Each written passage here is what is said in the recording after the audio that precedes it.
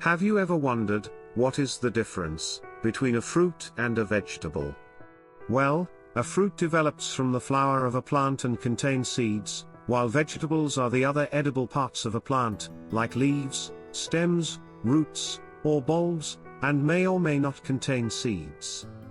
Identifying through seeds is another good example. Apples, tomatoes, chilies and even pumpkins have seeds, whereas carrots, cabbages, onions do not.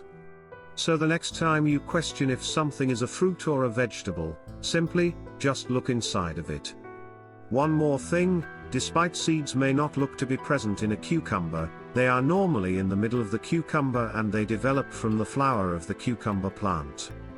However, in culinary contexts, they are commonly treated as vegetables due to their savory flavor and use in salads, sandwiches, and pickles.